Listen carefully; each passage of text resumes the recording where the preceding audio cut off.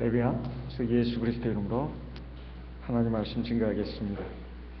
창세기 37장 12절부터 봉독하겠습니다. 창세기 37장 12절.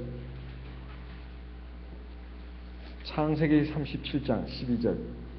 그 형들이 세겜에 가서 아비의 양떼를 칠 때에 이스라엘이 요셉에게 이르되 네 형들이 세겜에서 양을 치지 아니하느냐? 너를 그들에게로 보내리라. 요셉이 아비에게 대답하되 내가 그리하겠나이다.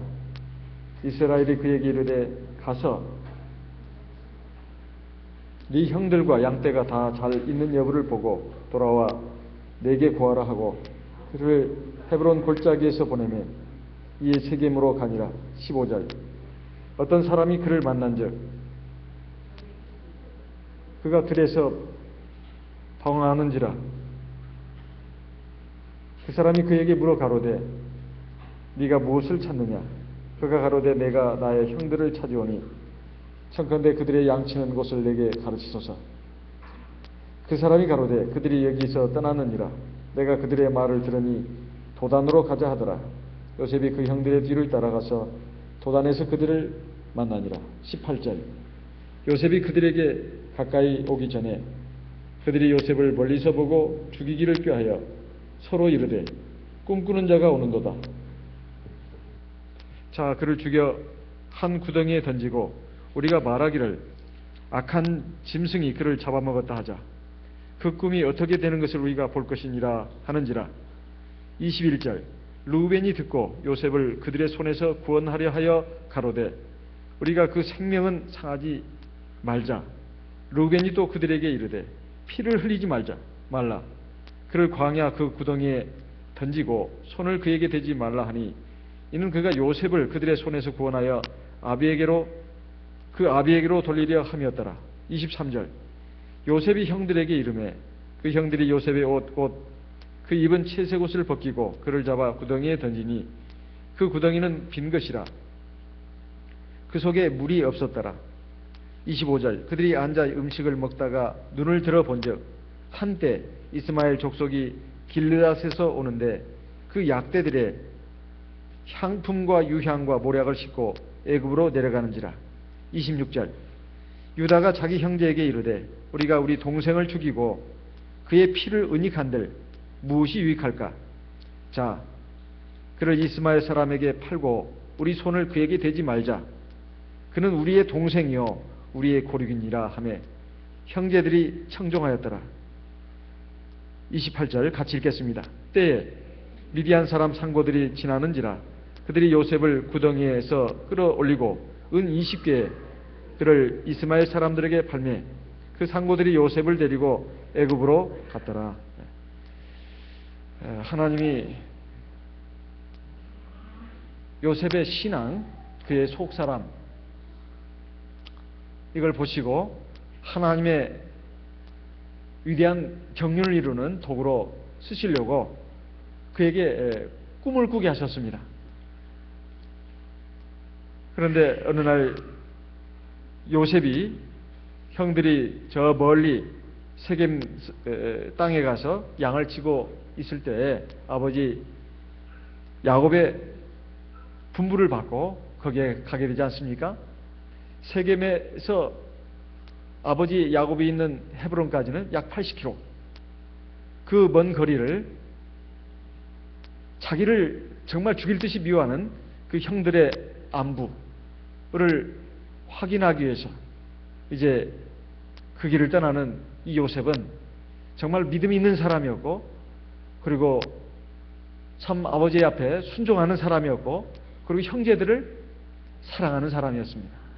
이렇게 해서 갔더니만 거기에 형들은 없었고 거기서 이리저리 방황하고 있는데 어떤 사람을 만나가지고 형들의 행방을 물었더니 그 사람이 하는 말이 너희 형제들이 저 도단 지역으로 갔다. 그 말을 듣고 또 20km 정도, 25km 정도를 또 갔습니다. 이걸 보게 되면 요셉이 정말로 하나님 앞에서 신실한 사람이었다. 이걸 알 수가 있습니다. 이제 그만 집으로 돌아가서 아버지 앞에 형들을 찾아도 없습니다 하고 가면 될 것을 정말 백방으로 수소문을 해가지고 결국은 그 형들이 있는 곳에까지 가는 이 요셉, 하나님이 자기 도구로 쓰시는 사람은 바로 이런 사람들입니다. 요셉의 그 마음속에 신앙이 있었고, 그리고 의로움이 있었고, 그리고 착함이 있었습니다. 그것이 아버지 말씀에 순종하는 걸로 나왔고, 그리고 형제들을 사랑하는 걸로 나왔고, 그리고 자기의 맡은 바 책무를 최선을 다해서 성실히 수행하는 이런 모습으로 나왔습니다. 이런 그 요셉을 봤을 때 이 형제들은 참으로 못 미치는 사람들이었습니다. 참으로 못 미치는 사람들이었다. 그 동생이 오는 것을 보면서 뭐라고 했느냐?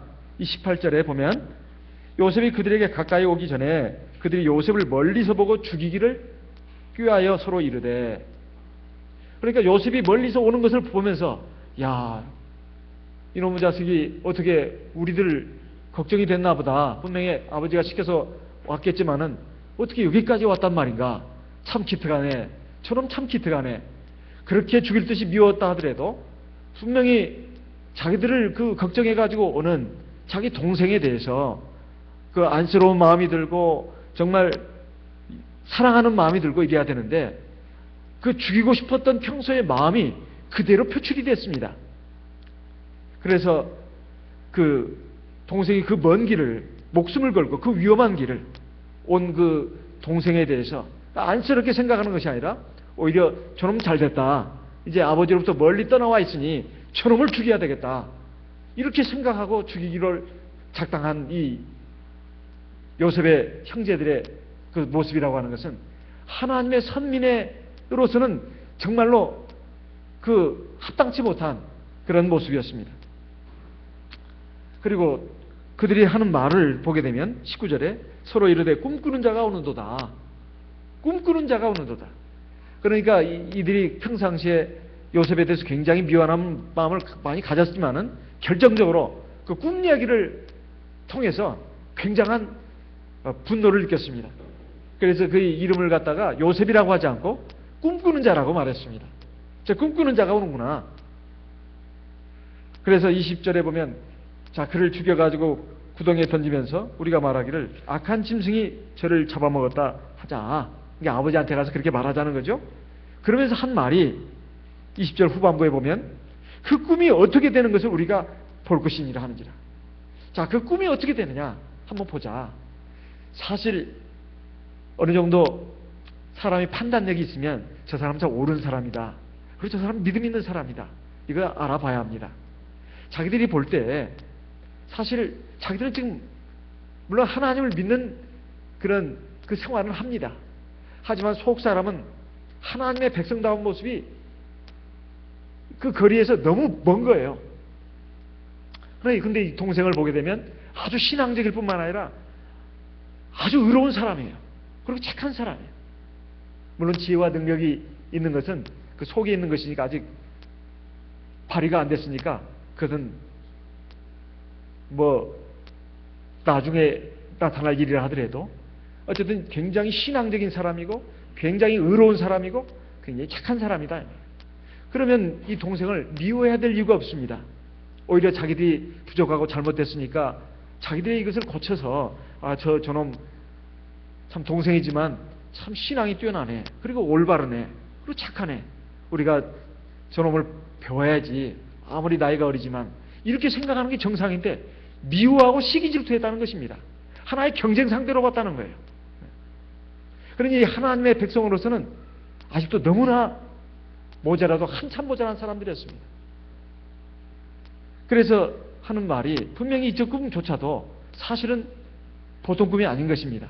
왜냐하면 그 아버지 야곱이 처음에는 자기 아들 요셉의 그 꿈 이야기를 듣고 요셉을 막 뭐라고 했습니다.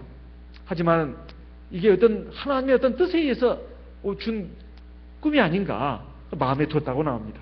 아버지와 형제간들은 다릅니다. 아버지는 자식을 대할 때 나보다 더 잘나도 사랑스럽고 나보다 더 뛰어나도 이건 더 기쁩니다. 형제간들은 안 그렇습니다. 형제간들은 누가 나보다 더 뛰어나면 그건 기분이 좋지 않습니다. 누가 나보다 더 칭찬받으면, 인정받으면 기분이 나쁘다 이 말이에요. 그래서 형제와 부모는 같지 않습니다. 우리가 그런 부모의 마음을 가져야 된다는 거 우리 지난 시간에 우리가 들었습니다. 어쨌든 이 형제들은 요셉에 대해서 굉장히 아주 아무리 좋은 것도 좋게 보이지 않는다 이 말이에요. 그래서 저 꿈꾸는 놈이 오는구나. 그 꿈이 어떻게 되는지 한번 우리가 한번 죽여가지고 한번 이루어지나 안 이루어지나 한번 보자. 이렇게 지금 마음을 먹는 단계까지 갔다 이 말이에요. 그것도 한 핏줄을 나는 형제간이 어떻게 이럴 수가 있단 말입니까? 사실 자기들이 그 동생을 아무리 죽일 듯이 미웁다 하더라도, 그걸 죽인다 하더라도 자기들의 그 미움, 원한, 그 풀어질지 몰라도 그로 인해서 아버지가 상심하고 슬퍼할 것을 왜 생각을 안 하냐 이 말이에요. 아버지께는 모두가 다 귀한 자식인데, 그리고 그들이 정말 하나님을 믿는 백성이라면 자기들의 그 마음속에 분노, 미움, 시기, 질투 이것만 가지고 그것을 풀어버리면 그만이라고 생각하고 눈에 보이지 않는 하나님은 전혀 의식을 안 한다는 것입니다. 자, 우리가 그를 죽여가지고 구덩이에 던져버리자. 그래서 그 꿈이 정말 어떻게 되는지 한번 보자. 이건 정말로 악한 사람이 아니고서는 할 수 없는 아주 잔인한 행동입니다. 아주 잔인한 행동이에요. 그런데 이것이 그대로 이루어지지 않았습니까? 아무리 그렇게 한다 하더라도 그 꿈은 이루어지고 말았습니다. 하나님이 그러니까 사실은 그것을 그대로 지켜보고 있는 겁니다. 결국 나중에 이들이 어떻게 됐을까요? 이제 요셉은 애굽에 가서 온갖 고생, 여러 가지 그 일을 다 겪다가 결국은 한 30살에 애굽의 총리 되시게 됩니다. 한 13년의 세월이 흐르죠. 그래가지고 이제 그 당시에 중동 전역에 엄청난 풍년과 그리고 엄청난 흉년이 왔습니다. 그 흉년 때에 양식이 다 떨어진 요셉의 형제들이 양식을 구해와라는 아버지 야곱의 명을 받고 애굽에 갔더니 동생이 지금 총리 대신에 돼 있는데 그것도 모르고 그 앞에 무릎을 꿇고 절을 하지 않습니까? 우리에게 양식을 주십시오. 창세기 42장을 보겠습니다. 창세기 42장 6절. 때에 요셉이 나라의 총리로서 그 땅 모든 백성에게 팔더니 요셉의 형들이 와서 그 앞에서 땅에 엎드려 절하매. 9절 읽어보겠습니다. 창세기 42장 9절 같이 읽어보겠습니다. 요셉이 그들에게 대하여 꾼 꿈을 생각하고 그들에게 이르되 너희는 정탐들이라 이 나라의 틈을 엿보려고 왔느니라. 형들이 와서 막 그 엎드려 가지고 절하면서 양식을 달라고 사정하는 그 모습을 본 요셉은 그 꿈을 생각했다고 나옵니다. 그것도 13년 전의 꿈입니다. 그 뒤에 보게 되면 이 형들이 요셉 앞에서 얼마나 많은 고초를 겪는지 모릅니다. 정탐들이다, 간첩들이다, 너는 간첩들이야. 이북에서 온 첩자들이야. 나라를 팔아먹으려고 온 놈들이다. 이렇게 하면서 그냥 그렇게 막 공격을 해대니까 형들이 그냥 벌벌벌 떨면서 그 앞에 무릎을 꿇고 막 엎드려가지고 우리는 간첩들이 아닙니다. 우리는 첩자가 아닙니다. 제발 오해를 푸시옵소서 막 하면서 막 하는 그 광경을 보면서 자기들은 뭐라고 하느냐. 이제 너희들 그러면 너희들을 지금 간첩의 누명 의심을 벗으려면 너희 형제간 중에 하나는 여기 남아 있어야 된다. 그리고 가서 너희들이 있다고 하는 막내 동생 베냐민을 데리고 와라. 그러면 너희들이 말이 진실한 것을 알 것이다. 그 대신 양식은 주겠다. 하면서 양식을 막 주면서 시몬을 딱 붙잡아가지고 딱 놓지 않습니까? 그때 그들이 한 말이 뭡니까? 요셉 앞에서 21절 보겠습니다. 창세기 42장 21절 같이 읽어보겠습니다. 그들이 서로 말하되 우리가 아우의 일로 인하여 범죄하였도다. 그가 우리에게 애걸할 때에 그 마음의 괴로움을 보고도 듣지 아니하였으므로 이 괴로움이 우리에게 임하도다. 지금 처음 이 형제들이 이제 막 이런 위경 앞에서 그런 말을 합니다. 우리가 지난날 13년 전에 지은 죄, 그 아우 일 때문에 범죄하였고 그러니까 요셉이 그렇게 우리에게 애걸 할 때 그 마음의 괴로움을 보고도 우리가 듣지 않았다. 당시에 중동 지방에서는 목동들이 그 저수지 용도로 쓰려고 큰 구덩이를 판답니다. 그 입구는 그냥 바위덩이 하나로 그냥 막아놓을 정도 입구가 좁고 내려갈수록 입구가 커진대요. 밑바닥은 굉장히 넓답니다. 그래서 일단 거기 한번 던져놓으면 혼자 해보는 도저히 빠져나올 수 없는 그런 깊은 구덩이가 그 중동 지방에는 많이 있었다는 거예요. 그 요셉이 바로 거기에 빠진 겁니다. 여기에는 우리가 읽은 창세기 37장에는 요셉이 애걸 했다는 말이 전혀 나오지 않습니다. 그걸 다 기로 올라치면 성경이 한 권 가지고 부족해요. 요셉은 막 형님들 제발 이러지 마세요. 내가 혹시 뭐 잘못했다면 나를 불쌍히 보시고 나를 용서해 주시고 나를 제발 살려주세요. 막 요셉이 막 울며 불면서 막 애곡을 했을 겁니다. 그것을 갖다가 이제 형들이 지금 말하는 겁니다. 근데 형제들은 잔인하게 죽여야 되겠다 그렇게 생각했는데 큰아들 루벤이 죽이지 말자. 우리 같은 혈육인데 절대 그의 아이에게 손을 대지 마라. 이렇게 살려서 나중에 이제 빼내려고 했었습니다. 그런데 마침 미디안 상인들이 지나가게 되었고 그때 요셉이 아니라 그 유다가 우리가 동생을 죽인들 무슨 유익이 있겠느냐. 저 미디안 상인들에게 팔자. 그래가지고 팔지 않았습니까? 은이십에. 여기서 루벤과 유다의 그런 모습이 나옵니다. 루벤은 사실은 이스라엘의 12지파에 들어갈 자격이 이미 상실한 사람이라고 볼 수 있습니다. 어떻게 아버지의 아내, 그러니까 계모죠. 계모와 간통을 할 수 있단 말입니까? 사실 이스라엘 12지파에 들어갈 수 없는 사람입니다. 그런데도 들어갔다 이 말이에요. 사실 우리가 어떻게 보면 이해할 수가 없는 부분이죠. 하지만 하나님께서는 도저히 용납할 수 없는 그 죄인이라 하더라도 그 뒤를 또 보신 것 같습니다. 루벤이 그 뒤로 아마 평생 후회하고 그리고 또 이 결정적인 순간에 그 요셉을 죽이지 못하게끔 막았고 살리려고 했습니다. 그런 이런 모습을 하나님이 다 보시고 성경이 다 기록해내지 않았지만 지난날에 엄청난 죄값을 상세하고도 나눌 만큼의 그런 선행을 많이 하지 않았겠나. 의로운 일, 하나님 앞에 믿음으로 살고 의롭게 살았기 때문에 하나님께서 그를 이스라엘 12지파에 들어가게 하는 것이 아닌가 이렇게 생각이 됩니다. 유다도 마찬가지입니다. 나중에 이제 바로 다음 시간에 나오겠습니다만은 이제 며느리 타말과 그건 뭐 전혀 생각하지 않았던 것인데 어쨌든 그걸 통해서 또 후손이 나오지 않았습니까?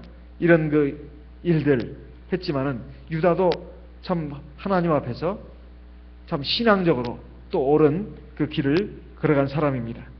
어쨌든 이러한 그 모습을 보인 형제들이 있었기 때문에 요셉이 구사일생으로 목숨은 건지게 되었습니다.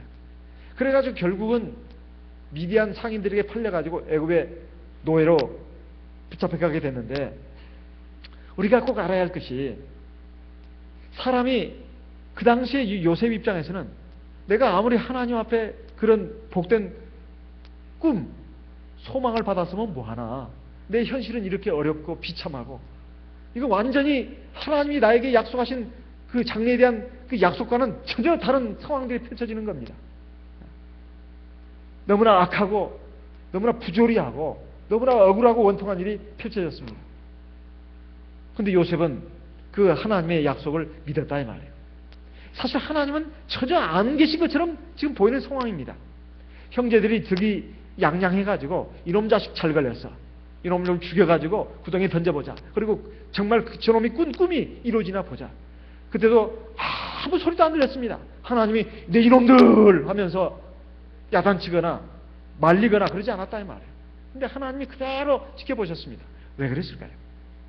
결국은 그것은 결론이 아닙니다. 나중에 다 그 값을 치르게 됐다 이 말이에요. 그래서 갈라디아서 6장에 보면 이렇게 말씀하고 있습니다. 갈라디아서 6장을 보겠습니다. 갈라디아서 6장 갈라디아서 6장 7절 같이 읽어보겠습니다. 갈라디아서 6장 7절 같이 읽겠습니다. 스스로 속이지 말라. 하나님은 갈라디아서 6장 7절 말씀입니다. 같이 읽어보겠습니다. 스스로 속이지 말라. 하나님은 만홀히 여김을 받지 아니하시나니 사람이 무엇으로 심든지 그대로 거두리라. 여기에 만홀히 여김을 받지 않는다는 것은 업신여김을 받지 않는다 이런 뜻입니다. 하나님은 업신여김을 받지 아니하시나니 사람이 무엇으로 심든지 그대로 거두리라. 이거 분명히 하나님의 말씀입니다. 지금 내가 착한 일을 했는데 왜 나한테 이런 악한 일이 생기는가? 어떤 사람은 아주 악을 행해도 전혀 하나님이 내 이놈 하면서 벌을 내리고 뭐 하늘에서 벼락이 떨어져가지고 죽게 한다거나 다치게 한다거나 그렇게 하지 않습니다. 마치 승리자처럼 보인다 이 말이에요. 그렇지만은 그것이 끝이 아닙니다. 그것은 한 인생의 한 장면일 뿐이에요. 그런데 이것을 우리가 이해하지 못한다면 시험에 들기 쉽습니다. 또 우울증에 빠지기가 쉬워요. 우울증에 빠지기가 쉬워요. 사실 이것은 요셉의 형제들도 성장시키기 위한 하나님의 역사였습니다. 요셉은 사실상 예수를 예표하는 인물입니다. 특별히 무슨 잘못이 있거나 뭐 문제가 있는 사람이라고 할 수는 없습니다. 하지만 더 온전한 사람은 더 온전하게 만들고 문제가 있고 잘못된 사람은 그것을 깨트리고 버리고 해서 다듬어져서 온전한 사람을 만들려고 하는 것이 하나님께서 자기 백성들을 향한 뜻입니다. 그래서 여러 가지 그 인생의 장을 그대로 펼쳐 보여주시면서 어떻게 하나 하나님이 중간중간 아주 최소한도로만 개입하면서 결정적인 순간에 하나님의 그 경륜이 완전하게 나타나게 하신단 말이에요. 우리가 보통 성장통이라는 말을 씁니다. 성장통. 성장통이라는 게 뭐냐? 어린아이들이 이제 어른이 돼야 되지 않습니까? 근데 어린아이들이 어른이 되는 데 있어서는 반드시 상처를 받아야 돼요. 어린아이들이 장난감을 갖고 놀고 있습니다. 막 좋다고. 그렇지만 어느 날 이렇게 되면 안 되기 때문에 어느 날 엄마가 그걸 뺐습니다. 장난감을 뺏어요. 그러면 아이는 상처를 받죠. 왜 장난감을 뺐냐 이거예요. 근데 좋은 것을 갖다가. 그렇지만 상처를 받지만 사실은 그 상처를 통해서 성장하는 것이죠. 언제까지 장난감을 갖고 놀게 할 수는 없는 거 아니겠습니까? 성장하지 못하니까. 우리는 보통 성장통 그러면 고통에만 관심을 주목을 합니다. 하지만 그 앞에 성장이란 말이 절대 소홀해서는 안 됩니다. 그 고통이나 아픔은 성장을 하기 위한 고통이고 아픔이고 상처라는 거예요. 그래서 우리가 인생을 살아가면서 때로는 사람들로부터 또는 어떤 일로 인해서 어떤 환경으로 인해서 우리는 상처를 받고 고통을 받습니다. 근데 우리 인생을 살아가는 데 있어서 이 상처와 고통은 필연적인 것입니다. 이거 없이 성장할 수가 없어요. 이거 없이 성장할 수가 없습니다. 보통 상처를 나는 받지 않고 살았다고 하는 사람들은 그 사람이 주로 상처를 준 사람인 경우가 많습니다. 남에게 상처를 많이 주고 자기는 상처를 안 받았어요. 그리고 자기가 상처를 받은 것만 생각하는 사람도 많아요. 자기가 남한테 상처 준 건 생각도 안 합니다. 나는 상대방에게 상처 줬는데 그건 나의 생각도 안 하고 그 사람이 나한테 상처 준 것만 생각을 합니다. 그런데 잘 생각해 보면 사실 나도 알게 모르게 다른 사람에게 상처를 줬습니다. 행동으로 말로. 자기는 다 옳은 줄로 압니다. 사람이 다 자기 중심적이어가지고 자기가 다 옳은 줄 알아요. 남이 틀린 건 남만 틀리고 나는 항상 옳습니다. 이건 잘못된 것입니다. 우리는 하나님 앞에서 완전한 사람이 아무도 없어요. 다 부족합니다. 다 자기 중심적으로 생각하기 때문에 그렇습니다. 하지만 하나님은 그런 우리들을 부르셨습니다. 어차피 죄인들이고 문제 많은 사람들을 불러가지고 하나님의 백성으로 타이틀을 걸어주시고 옷을 입혀주시고 이제 속사람을 다듬어 가시는 겁니다. 중요한 것은 우리가 인생을 살아가면서 여러 가지 고통을 받고 상처를 겪는 이것이 있을 때 그것이 나를 성장시키는 그런 도구가 되느냐 아니면 나를 더 파괴하고 무너뜨리는 그런 빌미가 되느냐, 이건 그 사람에게 달려 있습니다. 그럼 그 사람에게 뭐가 있어야 할까요? 사실 우리가 나에게 오는 어떤 어려움, 상처, 고통도 우리가 그걸 믿음의 눈으로 하나님의 완전한 경륜을 내다보는 독수리의 안목을 가지고 멀리 내다보면서 내 현재 주어지는 고통과 상처를 하나님의 완전한 섭리 가운데서 나에게 주어지는 것이라고 생각하고, 설령 내가 잘했든 못했든 믿음으로 감수하고 달게 받는 것이, 이것이 내 안에 항체를 생기게 하는 것입니다. 사람에게 종기가 생겼을 때 보통 세 가지 이제 사후 조치가 일어난다고 합니다. 하나는 저절로 낫는 사람이 있어요. 몸에 종기가 생기면 저절로 낫는 사람이 있어요. 두 번째 유형은 뭐냐면 저절로는 낫지 않습니다. 그래서 수술을 해야 되는 경우가 있어요. 칼로 도려내야 합니다. 세 번째 유형은 뭔지 아십니까? 그것이 폐혈증을 일으켜가지고 죽는다 말이에요. 종기가. 어떤 사람은 종기가 생겨가지고 그냥 저절로 나가서 오히려 더 건강해지는 사람이 있는가 하면, 어떤 사람은 칼로 도려내지 않으면 안 되는 사람도 있고, 또 세 번째 유형은 그것이 폐혈증으로 가가지고 죽는 사람도 있습니다. 그 차이가 어디서 나온 것이겠습니까? 그 사람에게 면역력이 있느냐 없느냐, 이 차이점입니다. 면역력. 그러니까 어떤 병원군에 대해서, 세균에 대해서 그걸 이겨낼 수 있는 힘, 그 면역력이 있는 사람은 그런 것이 들어와도 그냥 저절로 낫습니다. 더 강해지죠. 어떤 사람은 그 면역력이 없다 보니까 할 수 없이 수술을 해야 됩니다. 어떤 사람은 수술을 해도 소용이 없어요. 그냥 그 폐혈증을 일으켜가지고 죽는다 이 말이에요. 그래서 우리에게 어떤 세균과 바이러스가 오더라도 사실은 그게 필요합니다. 사실 세균과 바이러스를 하나님 우리에게 허락하시는 이유가 뭡니까? 마귀의 공격을 우리에게 허락하시는 이유가 뭐냐 이 말이에요. 때때로 우리가 감기 걸리게 하고, 때로는 우리가 넘어지게 하고 다치게 하는 이유가 뭐냐 이 말이에요. 우리에게 믿음의 면역 항체를 생기게 하기 위해서 그러는 것입니다. 그런데 중요한 것은 믿음이 없다면, 그리고 하나님의 말씀이 없다면, 그리고 성령의 기도가 없다면 믿음의 항체가 생기지 않습니다. 생기지 않아요. 믿음이 있는 사람, 그리고 하나님 말씀을 의지하는 사람, 성령의 기도를 의지하는 사람은 반드시 믿음의 항체가 생기게 되어 있습니다. 그래서 어떤 상처가 오더라도 다 이겨낸다 이 말이에요. 비바람이 불고 눈보라가 쳐도 더 오히려 더 뿌리는 깊게 내려가고, 그리고 나무는 곱게 서갑니다. 우리가 보통 나무들을 보게 되면 푸른 잎들이 달려있고 꽃이 피고 열매가 달려있는 모습을 보게 됩니다. 그래서 되도록이면 좀 우리는 나무를 키울 때도 좀 크게 높이 자라기를 바라죠. 한번 생각해 보십시오. 그러나 그 이면에 어떤 일이 벌어지고 있는지, 그 나무 밑바탕에는 뿌리들이 있습니다. 그 뿌리들이 사실은 얼마나 그 어둠 속에서 그것을 지탱해주고 많은 양분을 빨아들이고, 그 나무 밑둥으로 뿌리로 자리 잡고 있는 그 부분은 그 어둠 속에서 많은 돌멩이, 또 벌레, 병균, 또 자갈들, 이것들을 다 견뎌내면서 뿌리를 내리고 있는 것입니다. 그리고 많은 양분을 빨아들이는 거예요. 사실은 높이만 생각할 것이 아니라 깊이가 있어야 합니다. 사람이 높아지는 것이 중요한 것이 아니라 깊어지는 게 중요해요. 사람이 깊어질수록, 신앙적으로 깊어질수록, 뿌리를 깊이 내릴수록 어떤 비바람도 눈보라도 이겨낼 수가 있어요. 오히려 더 건강하게 자랍니다. 그리고 많은 열매를 맺을 수가 있어요. 하나님 앞에 제목으로 쓰일 수 있는 그 나무는 바로 그런 나무들입니다. 깊이 뿌리를 내리는 나무들이다 이 말이에요. 그래서 우리가 인생의 장을 걸어가는 데 있어서 사실 어느 한 사건, 그런 것에 너무 일비할 필요가 없어요. 가령 어떤 남자와 교제하고 있는 여인네가, 아가씨가 남자로부터 채했습니다. 그럼 여자는 어떻게 될까요? 그렇게 사랑했던 남자인데 자기를 차버렸단 말이에요. 그럼 여자는 죽어야 되겠습니까? 그 아가씨는 죽어야 되겠냐 이 말이에요. 그건 참 어리석은 짓입니다.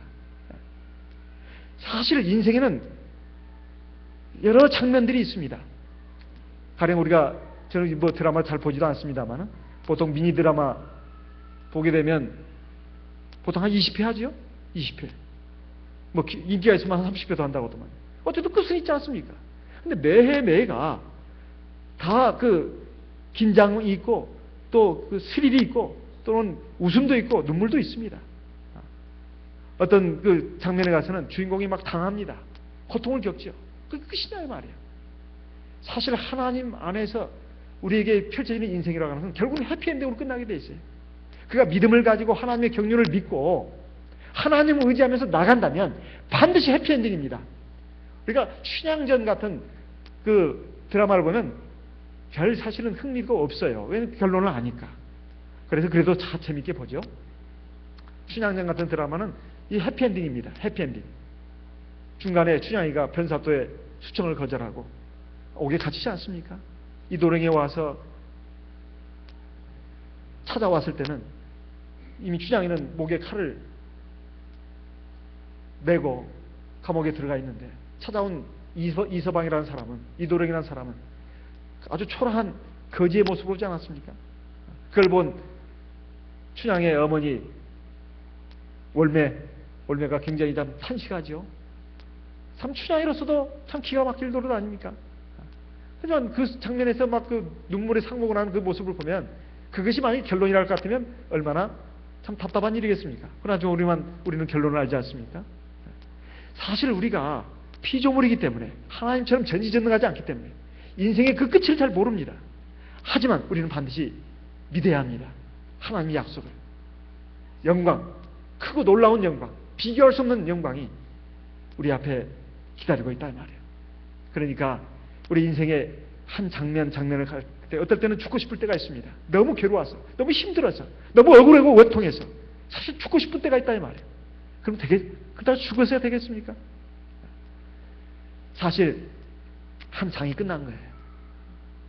그래야 또 그 회가 끝난 것입니다. 이제 새롭게 또 시작하면 된다 이 말이에요. 다음 해가 또 기다리고 있다 이 말이에요. 이것을 알아야 우리가 인생을 살면서 아주 실패했거나 아주 성공했거나 이 극단적인 상황에서도 매 순간순간마다 제대로 살 수가 있습니다. 극단적으로 실패하고 패배했다 하더라도 그는 그걸 딛고 일어서 가지고 또 성공의 인생을 살 수가 있습니다. 어떤 한 회에서 굉장히 성공했습니다. 많은 사람들이 박수를 치고 환호를 보냅니다. 그 순간에도 하나님의 경륜을 믿는 사람은 절대 교만하지 않습니다. 절대 교만하지 않아요. 오히려 자기를 챙깁니다. 이 한 해가 끝났을 뿐이에요. 다음 해가 또 기다리고 있습니다.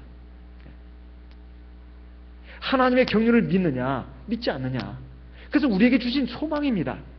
요셉이 군 꿈은 우리에게 주신 소망과 같다 이 말이에요. 로마서 8장을 보겠습니다. 로마서 8장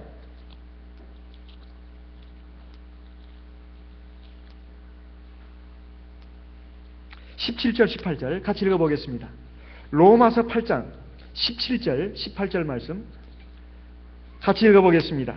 자녀이면 또한 후사 곧 하나님의 후사요 그리스도와 함께한 후사니 우리가 그와 함께 영광을 받기 위하여 고난도 함께 받아야 될 것이니라. 18절 생각한데 현재의 고난은 장차 우리에게 나타날 영광과 좋게 비교할 수 없도다. 28절도 같이 읽겠습니다. 28절 우리가 알거니와 하나님을 사랑하는 자 곧 그 뜻대로 부르심을 입은 자들에게는 모든 것이 합력하여 선을 이루느니라.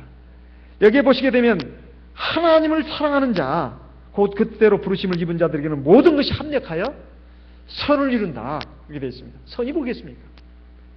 하나님이 하나님의 백성들에게 약속하신 복된 소망, 그것을 이루게 하기 위해서는 필연적으로 좋은 일도 있어야지만 나쁜 일도 있고 기쁜 일도 있어야 되지만 슬픈 일도 있고 즐거운 일도 있어야 되지만 괴로운 일도 같이 섞어져서 온다는 겁니다. 우리가 한약을 1년에 몸이 허해가지고 보약을 먹을 때 그 보약에다가 녹용만 넣습니까? 거기는 당귀도 들어가고 숙주향도 들어가고 또 뭐가 들어가죠? 갈근? 계피? 또 뭐가 들어갑니까? 때따라 쑥도 들어가나요? 그래가지고 이게 좋은 것들이 합쳐가지고 약효를 발휘하는 거 아닙니까? 한약뿐만 아니라 양약도 마찬가지입니다. 어떤 약도 보면은 그 한 알약 하나 가지고 약효가 다 나오는 게 아니에요. 같이 어우러져야 합니다. 하나님께서 우리에게 주시는 인생의 모든 장면들도 사실은 우리를 다 완전한 사람으로, 성숙한 사람으로 만들기 위해서입니다. 그리고 하나님의 나라에 들어갈 수 있는 자격을 갖춘 사람으로 하기 위해서 그렇게 하시는 겁니다. 우리가 인생을 살면서 이건 나 죄 때문이야, 죄값을 받는가 봐. 이건 굉장히 어리석은 생각입니다. 하나님이 나에 대해서, 죄값에 대해서 나를 치실까봐 어리석은 생각이에요. 죄 없는 사람이 없습니다. 그리고 문제 없는 사람이 없어요. 욥도 사실 하나님 앞에 의인이라고 하지만 어찌 하나님 앞에 완전할 수가 있단 말입니까? 성경에 어떤 사람들도 그가 하나님 안에 있기만 한다면, 그리고 하나님을 경외하고 나간다면 이 죄는 다 당연히 있는 것입니다. 문제점도 있는 거예요. 사람이 다 자기 기질이 있고 자기 습관이 있고 자기 고집이 있고 자기 성격이 있는 것인데, 우리가 사람과 사람 사이로 그걸 따지다 보면 끝이 없어요. 하나님께 맡기면 됩니다. 하나님이 하나님의 종들을 통해서, 또 이 교회를 통해서, 또 하나님이 직접적으로 그 개인적으로도 여러 가지 환경과 그 인생의 장을 통해서 다듬고 훈련시켜 나가는 것입니다. 그렇기 때문에 우리가 그 하나님의 경륜과 섭리를 믿고 매 삶의 순간순간을 믿음으로 의롭게, 그리고 착하게, 성실하게 살도록 해야 되겠습니다. 아까 갈라디아 6장 7절에 보면 사람이 무엇으로 심든지 그대로 거둔다, 이렇게 되어 있습니다. 그래서 마태복음 10장 42절에 보면 누구든지 내 이름으로 이 작은 소자 중 하나에게 냉수 한 그릇 주는 자 결단코 그 상을 잃지 않는다. 사실 냉수 한 그릇 주는 거, 어린아이한테 주는 거 아무 그 상 값어치도 없는 겁니다. 근데 하나님은 그거 상을 잃지 않는다고 했습니다. 그 반대, 사람이 무슨 무익한 말을 하든지 반드시 그걸로 인해서 심판을 받으리라. 마태복음 12장 36절에 있는 말씀입니다. 자기는 아무 뜻 없이 자기 성질 나는 대로 막 이 말 저 말 다 합니다. 그래서 말 조심해야 합니다. 말 조심해야 돼요. 마태복음 12장 36절에 보면 예수님의 말씀입니다. 사람이 무슨 무익한 말을 하든지 그 말로 인해서 심판을 받을 것이다. 그래서 우리가 인생의 장에서 사람하고 싸울 필요가 없어요. 그리고 어떤 사건과 싸울 필요가 없습니다. 심판자 하나님이 다 보고 계시고 결국 다 심판하신다는 거예요. 사람하고 경쟁할 필요가 없습니다. 경쟁하고 다툴 필요가 없어요. 하나님하고 씨름을 해야 합니다. 하나님이 결국은 다 갚아주신다 이 말이에요. 지금은 불의한 일이고 부당한 일, 이것이 승리하고 득세하는 것 같지만, 그리고 선하고 의롭고 신앙으로 사는 사람은 바보같이 되는 것 같지만 절대 그렇게 끝나지 않습니다. 절대 그렇게 끝나지 않아요. 인생은 반드시 끝이 있습니다. 그리고 그 뒤에 하나님의 심판이 있습니다. 그리고 그 뒤에 영원한 삶의 세계가 극명하게 갈려가지고 펼쳐집니다. 이것을 아는 것이 굉장히 중요합니다. 요셉이 애굽에 가서 총리가 될 수 있었던 그것이 뭡니까? 그래서 사실 요셉이 정말로 눈앞에 펼쳐진 현실만 봤다면 절망하고 낙담해야 합니다. 아, 세상에 이럴 수가 있나? 어떻게 내 형제들이 이럴 수가 있나? 그런 낙담하고 절망할 수밖에 없습니다. 그런데 그렇게 하지 않았습니다. 우리가 예상해야 합니다. 하나님께서 완전한 경륜을 가지고 나를 가장 좋은 길로 인도하고 있다는 것을. 그래서 항상 기뻐하고 쉬지 말고 기도하고 범사에 감사하라고 말씀하신 것입니다. 하나님의 완전한 경륜이 우리에게 펼쳐지고 있기 때문에 우리는 그걸 믿고 하나님을 경외하고 의지하고 하나님 말씀과 뜻을 순종해서 나가야 된다는 뜻입니다. 요셉이 애굽에 가서 총리가 될 수 있던 그 과정을 보면 참 신기한 우연한 일의 연속입니다. 요셉이 세겜에서 포기하지 않고 도단까지 갔기 때문에. 그러지 않았더라면 우리 인생에는 여러 가지 과정이 있죠. 내가 그때 요셉으로서는 내가 아마 구덩이 속에서 이렇게 후회했을지도 모릅니다. 내가 여기까지 왜 왔던가? 아버지 말씀에 내가 순종하지 않고 오지 않았더라면. 근데 세겜까지 왔지만은 그 사람이 형제들이 저리 갔다 도단으로 갔다 했을 때 내가 그 말을 무시하고 그냥 아버지한테 돌아갔더라면. 그런데 갔습니다. 도단까지 갔습니다. 갔기 때문에 애굽의 총리 되시는 겁니다. 도단에서 형들을 만난 다음에 또 형들이 죽이려고 할 때 루벤이 끼어들어가지고 그걸 막았습니다. 이것도 하나님의 역사입니다. 하나님의 역사예요. 또 때를 맞춰가지고 이스마엘 상인들이 지나갔습니다. 그것도 하나님의 역사입니다. 근데 이스마엘 상인들이 다른 곳으로 가지 않고 애굽으로 가는 상인들이었습니다. 이것도 하나님의 예비하심입니다. 근데 그때 유다가 요셉을 죽이지 말고 저 애굽 상인들에게 팔자고 제안했습니다.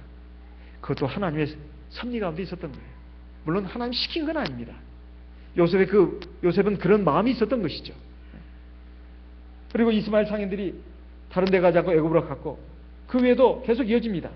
시위대장 보디발 장군의 집에 들어간 것도 그것도 하나님의 역사입니다. 그 보디발 장군에 가서 처음에는 잘 나가는 것 같았지만 나중에 억울한 누명을 쓰고 감옥에 들어갔습니다. 이것도 그렇게 감옥에 들어갔기 때문에 총대신이 된 것입니다. 또 감옥에 들어가 가지고 그 애굽왕 바로의 떡 굽는 관원장, 술 빚는 관원장을 만났기 때문에 사실 총리 대신이 됐던 것입니다. 그것도 하나님의 섭리 안에 있었던 거예요. 결국 이것이 모두가 다 우연히 일어난 일 같고 어쩌다 일어난 일 같지만 다 거기는 하나님의 섭리가 있었다는 거예요. 요셉은 그 매 순간순간마다 하나님을 경외하고 하나님을 의지했습니다. 이게 중요합니다. 내 삶에 펼쳐지는 어떠한 순간에도 우리가 하나님을 경외하고 하나님을 의식하고 신앙으로 나가는 것, 하나님 말씀 약속을 붙들고 나가는 것, 하나님 앞에서 내가 신실한가, 그리고 의로운가, 그리고 진실한가, 성실한가, 이게 중요한 것입니다. 만약에 요셉이 거기에서 그러지 않았다면 다 시간이 더 연장됐거나 아니면 요셉을 향한 하나님의 뜻이 이루어지지 않았을지도 모릅니다. 하지만 하나님은 사람의 장래를 보십니다. 우리는 장래를 알 수가 없습니다. 하지만 우리가 하나님을 경외하고 의지하고 나간다면 우리에게 가장 좋은 것이 기다리고 있습니다. 우리가 그것을 믿고 우리 인생에 펼쳐지는 모든 장면에 대해서 항상 기뻐하고 감사하고 범사에 하나님을 의지하는 하나님 백성 되시기를 바랍니다. 오늘 이 시간 주신 하나님의 말씀을 우리 마음에 새기면서 기도의 제목으로 삼아서 하나님께 기도하도록 하겠습니다. 다 같이 하나님께 기도하겠습니다.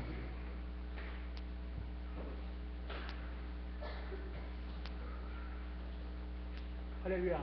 주 예수 그리스도 받들어 기도드리옵나이다.